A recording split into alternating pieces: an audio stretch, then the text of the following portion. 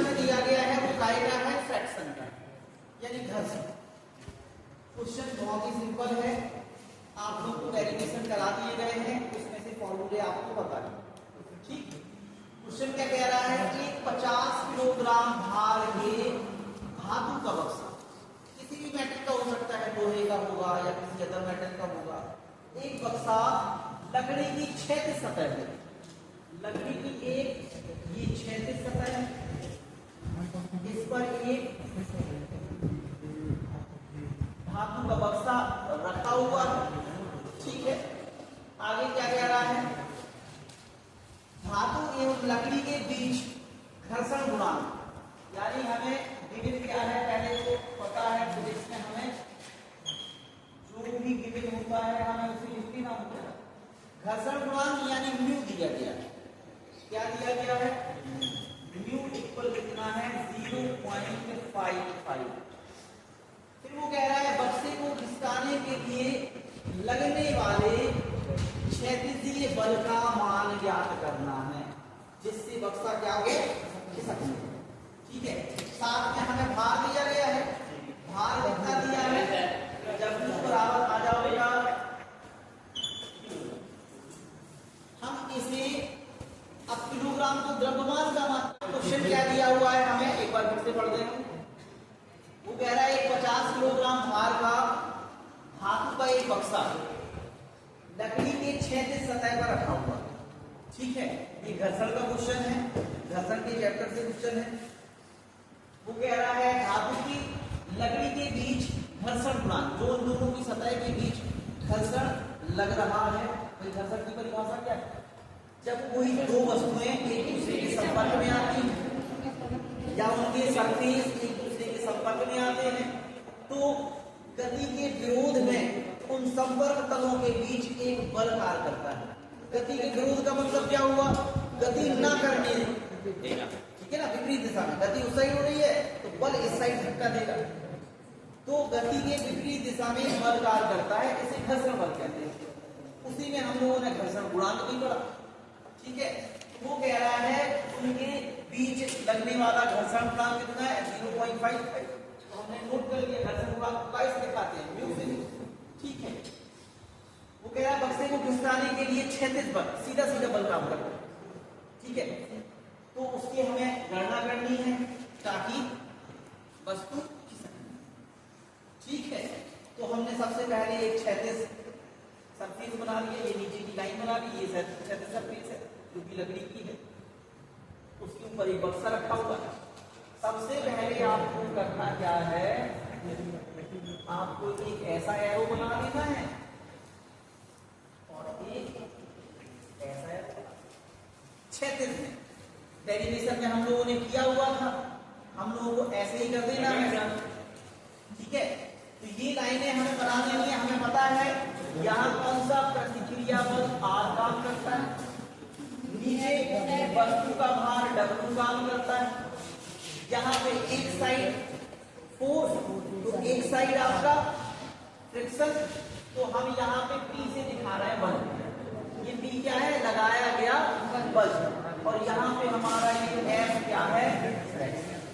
ठीक है, अब उसने क्या कहा, उसने हमें दिया हुआ है भार, भार काय में दिया हुआ है, उसने कहा 50 किलोग्राम, ये तो द्रव्यमान है, हम इसे भार में चेंज करेंगे तो हमें क्या करना पड़ेगा, W बराबर क्या होता है mg, तो यहाँ पे g क्या है 10 मीटर, 9 कुछ होता है, तो हम यहाँ 10 सीधा यूज करेंगे, तो अपना इसे क्या हो जाएगा, किलोग्राम है न्यूटन में बदलना है, तो 50 में 10 का गुणा हो जाएगा, ये क्या हो जाएगा।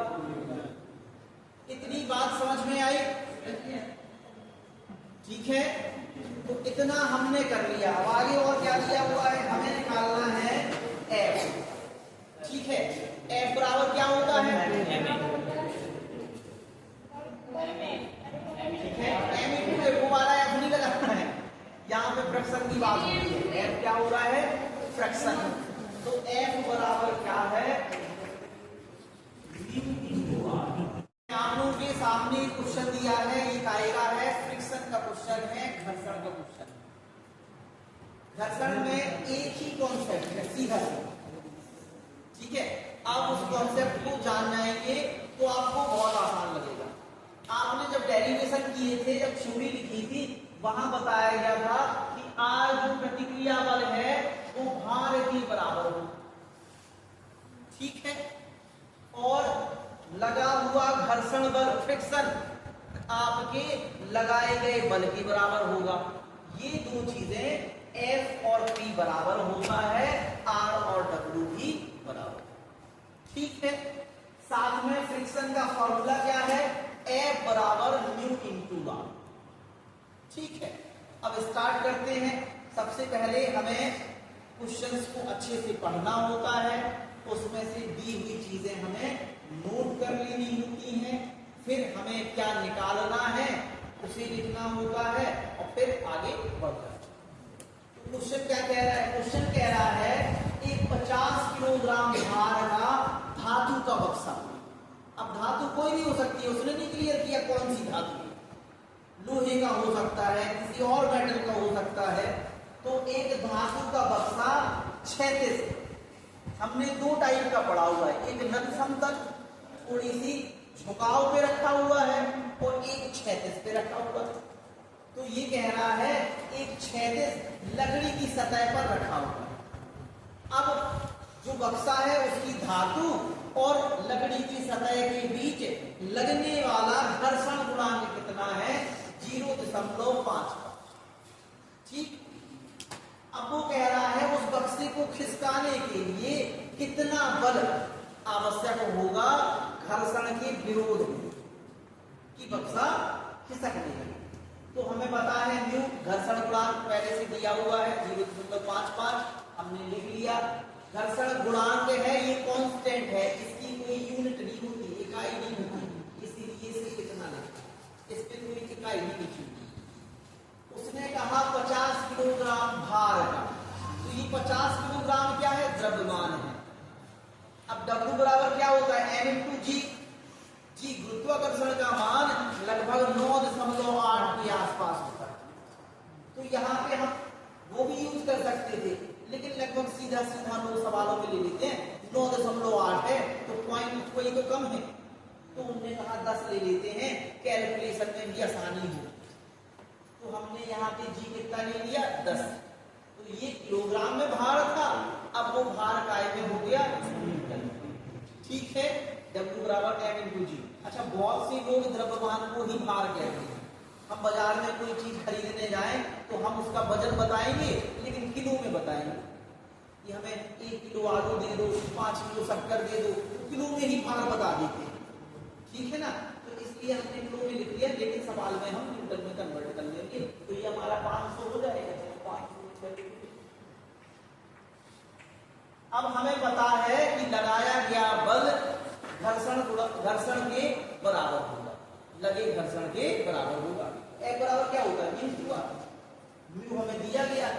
अच्छा, यहाँ पे हमें आर नहीं पता है, लेकिन हमने बताया कॉन्सेप्ट क्या है, आर बराबर डब्ल्यू है, यानी आर की जगह डब्ल्यू का मान रखा जा सकता है। तो हमने ए बराबर म्यू टू आर लिखा, म्यू की वैल्यू रखी और आर की जगह डब्ल्यू का मान रख दिया, गुणा किया, ये आ गया आपका 275। ये क्या है, न्यूटन। तो कितना बल हमें लगाना पड़ेगा, ठीक है, जिससे वस्तु खिसकनी है। क्लियर हुआ, समझ में आया? कोई डाउट हो तो बता दीजिए कहीं पे किसी भी स्टेप में। क्लियर है? हाँ बताइए। चलिए, ये कह रहे हैं एक बार और कर दो, शुरू से करते हैं। सबसे पहले हमें गिवन दैट लिख लेना है। हमें म्यू दिया है, डब्ल्यू दिया है, यहाँ पे डब्ल्यू बराबर क्या होता है, m इंटू जी। लेकिन हमने जैसा कि अभी बताया कि भार को ही लोग, द्रव्यमान को ही लोग क्या कहते थे, भार कहते थे। तो हमने 50 किलोग्राम था, इसे न्यूटन में बदल दिया, तो जी कितना रखा हमने, 10। कितना हो गया, 500 न्यूटन हमारा W। अब हमें क्या निकालना है, लगा बल। तो हमें पता है लगा बल काय के बराबर होता है, घर्षण बल के बराबर होता है, यानी F के बराबर होता है। तो F हमें निकालना है। F का फॉर्मूला क्या है, म्यू इंटू आर। ये फॉर्मूला है, याद रखना पड़ेगा। F बराबर म्यू आर होता है। अब R हमें पता नहीं है, लेकिन वहां पे कॉन्सेप्ट में हमने बताया R बराबर क्या होता है, W। तो हम यहाँ R की जगह W का मान रख लें। R क्या है, प्रतिक्रिया में, ये भार की प्रतिक्रिया में लगता है। तो हम हमने रख लिया, म्यू और आर का गुणा कर दिया, लगाया गया, क्या हो घर्षण बल आ गया, यही हमारा बल है। इतने न्यूटन का बल हम लगाएंगे तो वस्तु क्या होगी, वो बक्सा क्या होगा, खिसक नहीं सकेगा। तो आप इसके बाद लिख सकते हो लगाया गया बल कितना है, यहाँ पे हम लिख देंगे अतः लगाया गया बल कितना होगा, 275 न्यूटन होगा। ठीक है, क्लियर हुआ।